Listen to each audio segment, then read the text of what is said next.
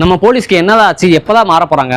சமூக ஆர்வலரும் தோழருமான வளர்மதி அவர்களுக்கும் ஒரு இன்ஸ்பெக்டருக்கும் நினைக்கிறேன், அவருக்கு வந்து போலீஸ்க்கும் வாக்குவாதம் நடந்துச்சு. என்னன்னு பார்த்தீங்கன்னா, சென்னை ராயபுரத்தில் 2 நாளைக்கு முன்னாடி ஒரு இளைஞர் வந்து ஒரு பெண்ணை ஏமாற்றி இன்னொரு பெண்ணை கல்யாணம் பண்ண போயிட்டாரு. ஸோ அதை தட்டி கேட்கறதுக்காக அந்த பெண்ணோட அவங்களுக்கு ஆதரவு கேட்டு அவங்களுக்கு ஆதரவாக வளர்மதி அவர்களும் போயிருக்காங்க.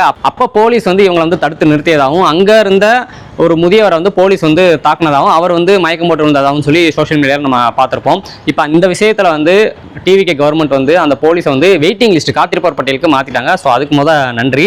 ஆனால் நம்ம போலீஸ்க்கு என்னதான் ஆச்சு? இதுக்கிடையில் வந்து டிவிகே கவர்மெண்ட் வந்து சிங்கப்பெண் அதிரடிப்படைன்னு சொல்லி பெண்கள் பாதுகாப்புக்கும் அப்புறம் போதைப் பொருள் தடுக்கிறதுக்கும் நிறையா நடவடிக்கைகள் எடுத்திருக்காங்க. ஆனால் இதுக்கெல்லாம் வந்து மேன் பவர் போலீஸ் வந்து எங்கே போவாங்க? போலீஸ்க்கு ஏற்கனவே பணிச்சுமைகள் நிறையா இருக்குது. அதனால் மன உளைச்சல் அவங்க ஏற்கனவே சுற்றிட்டு இருக்காங்க. அந்த மன உளைச்சலில் தான் ஸ்டேஷன் கம்ப்ளைண்ட் கொடுக்குற வர எளிய மக்கள்கிட்ட கூட அவங்க கோபத்தை காட்டுறாங்க, அடிக்கிறாங்க. வேறு ஏதாவது பிரச்சனையில் வெளியில் போய் எளிய மக்களை தான் அடிக்கிறாங்க. ஆனால் எந்த போலீஸும் இது வரைக்கும் வந்து ஒரு எம்எல்ஏவோ ஒரு மினிஸ்டரோ கை நீட்டி பார்த்ததில்லை, இல்லை எக்ஸ்எம்எல்ஏ மினிஸ்டர்லாம் கை நீட்டி பார்த்ததில்லை. ஆனால் எளிய மக்கள்கிட்ட மட்டும் தான் போலீஸ் வந்து ஈஸியாக கோபத்தை, தைரியத்தை, வீரத்தை காட்டிடுறாங்க. அதனால தான் கேட்குறேன், நம்ம போலீஸுக்கு என்னதான் ஆச்சு? எப்போ தான் அவங்க மாற போகிறாங்க?